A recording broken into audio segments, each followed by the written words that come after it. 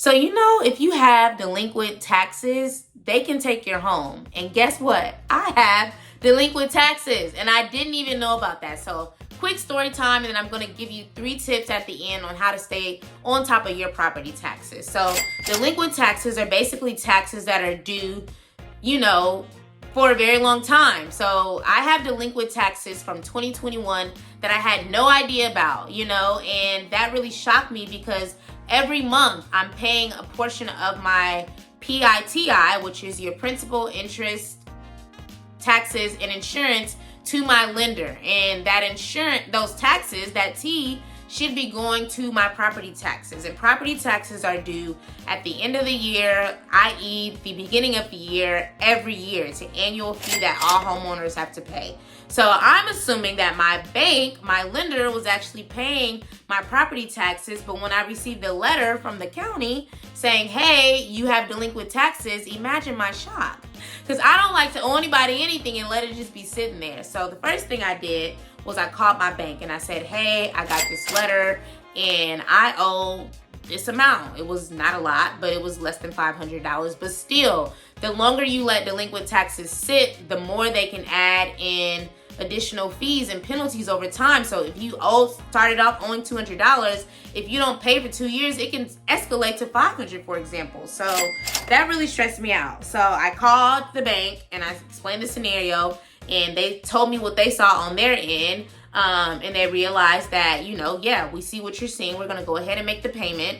And that's a quick tip real quick. And again, I'm going to give you 3 solid ones at the end. But quick tip is to make sure that they see what you see and make sure that they make the payment for you. So whenever your taxes are going through escrow, which is a completely third-party account that often holds your interest, your taxes, and your insurance, not your interest, your taxes and your insurance, you want to make sure you pay through that, because if anything goes wrong and you happen to make the payment to your county instead of your lender who is associated with your escrow, then you won't get that money back. The county's never going to give you the money back, but your lender can potentially give you that money back. So that's a quick tip. So basically what they did at the end of that call is reassure me that they made the payment on the delinquent taxes and that they also will be covering the penalty fees that I had accrued because this is a whole year that I had taxes and had no idea about. So that was a shocker. And then after that, I asked them for kind of concrete dates. So unfortunately, until they receive the letter from the county for this year's taxes, they won't be able to make a payment on it. So I said, okay, so when do you usually get this? This is my first time having delinquent taxes. And so they're like, we usually get it around December. And this is a completely new lender that I'm working with. Like with conventional, they sell your loan to all different type of people. I haven't had this issue before. So they're like, we usually get it around December and we'll make the payment and then we'll basically charge you. So like through the course of the year, you can either pay the lump sum, when we receive it, or we can build it into your monthly payments. And so I was like, I'd rather just pay it. And I honestly will want to pay it before the end of the year so that I can write off a portion of it on my taxes. Huge benefit to home ownership. You can often write off a small portion of whatever taxes you pay, depending on how you file and where you live. So make sure you ask about that. Do your Googles. This is just for where I live and how I file my taxes.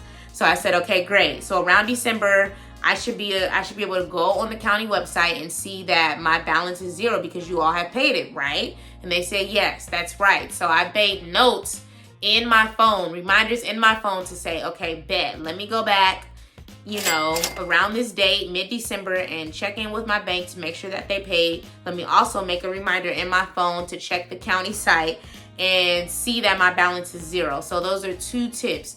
Number 1 is to check the county site and make sure that you have your delinquent taxes are gone, as well as your taxes for that year have been paid according to when your bank said it. And then also you want to validate that with the bank. Make sure that you log into your portal, give them a call, and see what your balance is that's in escrow for your taxes, and to see what difference you have. Like, see what they paid, see what's left, and see what you'll need to continue to add to escrow to cover that fully.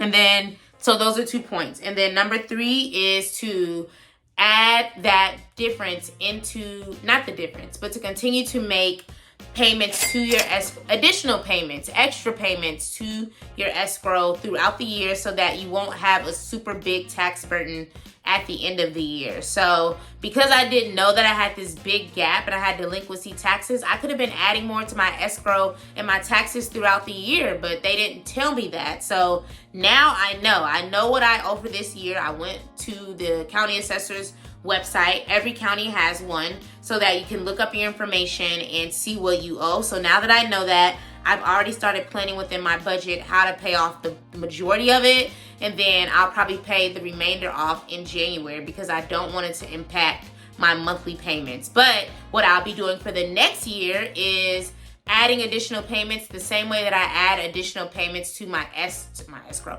to my principal. So my goal is to pay off my home by a certain date. And in order to do that, you have to pay off your principal faster, so that your balance goes down. And then it's the reversed effect with your property taxes. So the more you put in escrow towards your taxes throughout the year from January to November, the more you'll have available in that escrow account for your bank, your lender, to pay off your property taxes. So you won't have to be scrambling to find whatever amount that you owe, like you've already been making 100, 200 here and there, so that you have less to pull from and pay towards at the end of the year. So those are my 3 tips. Stay on top of your taxes. Delinquent taxes are not fun. Having, bills due to the bank and giving them the power to take your home is not fun, and you cannot rely on your banks and these county assessors to do that for you. You need to make sure that you're on top of it, because guess what? They don't care about your home being taken. They don't care about you ending up homeless. You need to care about that and never just put it fully into their hands. So that's my story about delinquency, property taxes, and how to stay on top of yours. And let me know if you have any questions about this in the comments. Let me know if this was helpful. Please like, comment, share, subscribe, and spread the word, because we need to make sure that we're aware of these things before we even move into these homes, because nobody's going to tell us. And I want to make sure y'all know. So thank you for watching, and I will see you on the next video. And let me know if you have any questions about or suggestions about other videos. I'm happy to make more of them as we move into the new year.